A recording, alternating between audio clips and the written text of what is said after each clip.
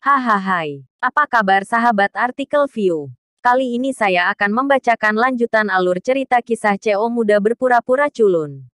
Tapi, sebelum mendengarkan kisah ceritanya, silahkan cari posisi yang nyaman dan jauhi keramaian. Dan jangan lupa pasang headsetnya. Dan inilah alur cerita kisah CO muda yang berpura-pura culun. Episode 288. Kisah CO muda yang berpura-pura culun. Tuan Sangkala, dia tidak menawar dengan sukses. Anda datang kepada saya untuk menjelaskan. Ini agak terlalu menggertak. Tidakkah Anda mengerti aturan rumah lelang? Siapapun yang menawar paling banyak akan mendapatkannya. Ini masalah biasa. Apalagi yang perlu Anda jelaskan? Kata Randy Lu dengan sedih. Jika kamu tidak membantu anak tak dikenal itu, tidakkah cucuku bisa menawar? Chandra berkata dengan dingin. Randy Lu menggelengkan kepalanya tanpa daya dan berkata, 300 juta uang nyata. Dia membayarnya. Bagaimana saya bisa membantunya? Apakah Anda pikir saya membayar uang itu sendiri? Saya membeli barang-barang yang saya lelang sendiri seharga 300 juta. Tuan Chandra Sangkala, apakah hal semacam ini masuk akal bagiku? Randy Lu, jangan pikir aku tidak tahu apa yang ingin kamu lakukan. Sekarang sayapmu sulit. Kamu ingin bersaing dengan keluargaku, kan? Perusahaanmu adalah milikku. Keluargaku mendukungmu selama ini. Dan aku, Chandra Sangkala, ingin kamu di. Apa yang bisa kamu lakukan? Kata Chandra Sangkala. Chandra Sangkala, dengarkan kata-kata dan bujukanku yang baik. Masalah ini berakhir seperti ini.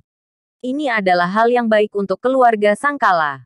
Jika kamu bersikeras untuk serius, akan terlambat untuk menyesalinya nanti. Kata Randy Lu. Hal ini membuat Chandra gemetar karena marah. Di Pulau Bali, tidak ada yang berani berbicara dengannya seperti ini, apalagi mengancamnya. Randy Lu, tunggu dan lihat.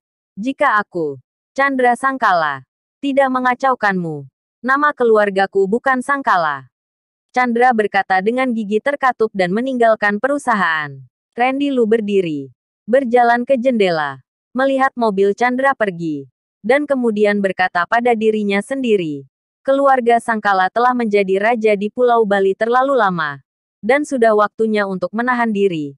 Tuan muda dari keluarga Wibowo, jadi tersinggung. Alasan mengapa Randy Lu mementingkan Ariel adalah karena dia merasakan kekuatan yang mengerikan di Ariel. Terutama ketika dia mengatakan bahwa Sari meninggal di depannya. Rasa dingin membuat Randy Lu gemetar. Selama bertahun-tahun, Jakarta hampir melupakan Ariel. Tetapi dia tertidur lelap seperti harimau. Hanya Tuhan yang tahu gelombang mengerikan seperti apa yang akan ditimbulkan harimau ini ketika bangun. Pada saat ini, telepon Randy Lu berdering. Dan itu adalah nomor yang tidak dikenal. Yang membuat Randy Lu merasa sedikit bingung. Dia menyimpan informasi pribadi dengan sangat rahasia. Hampir tidak ada iklan penjualan, sehingga nomor yang tidak dikenal seperti itu umumnya tidak muncul di ponselnya. Siapa kamu? Randy Lu bertanya setelah mengangkat telepon. Jangan ikut campur urusan Ariel. Aku bisa memberikan apa yang kamu inginkan. Suara di ujung telepon berkata. Randy Lu mengerutkan kening dengan erat dan bertanya, siapa kamu? Kamu tidak perlu tahu siapa aku. Kamu hanya perlu tahu bahwa kekuatanku di Jakarta dapat menghancurkan perusahaan lelangmu dalam semalam. Hati Randy Lu tiba-tiba tenggelam ke dasar.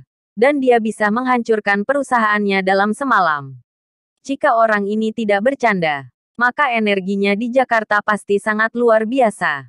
Kenapa aku harus mempercayaimu? Kata Randy Lu. Jika Anda ingin mencobanya, Anda masih ingin saya membuktikannya kepada Anda.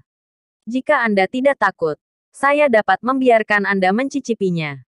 Suara di ujung telepon berkata dengan nada menghina. Mencoba, asal-usul pihak lain tidak diketahui. Bagaimana mungkin Randy Lu berani mencoba dengan mudah? Apa yang kamu ingin aku lakukan? Randy Lu bertanya. Lebih baik membiarkan Ariel meninggalkan Pulau Bali tanpa kehidupan.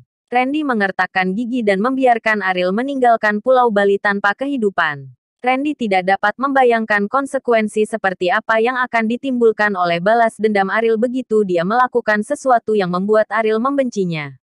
Jika kamu khawatir tentang identitasnya, kamu tidak perlu melakukannya. Dia hanya putra terlantar dari keluarga Wibowo. Dan tidak ada yang perlu ditakuti. Ujung telepon yang lain melanjutkan. Randy Lu tidak tahu apa yang terjadi pada keluarga Wibowo. Tetapi Ariel hampir dilupakan di Jakarta selama bertahun-tahun.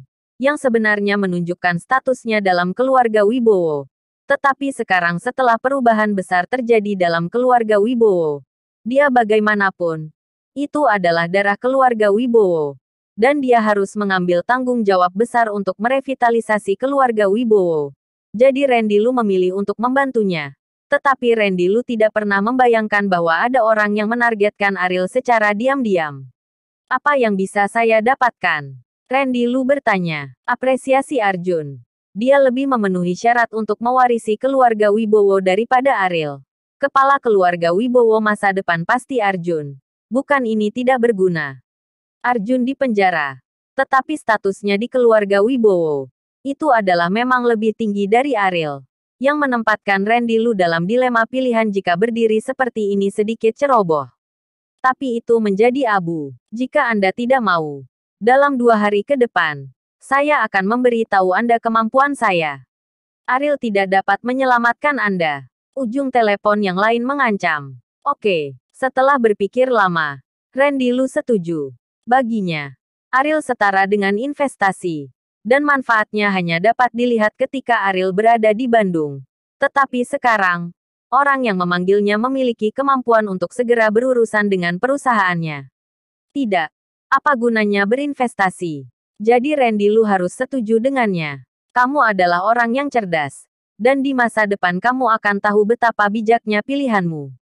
Kata ujung telepon yang lain sambil tersenyum. Setelah menutup telepon, Randy Lu menarik napas dalam-dalam. Dia tidak menyangka keadaan akan tiba-tiba berubah seperti ini. Orang yang menelepon itu jelas pembantu Arjun. Dia membantu Arjun berurusan dengan Ariel. Yaitu membantu Arjun menjadi calon kepala keluarga Wibowo. Kuharap pilihanku kali ini benar. Randy Lu menghela nafas. Dan segera mengeluarkan telepon dan memutar nomor Chandra.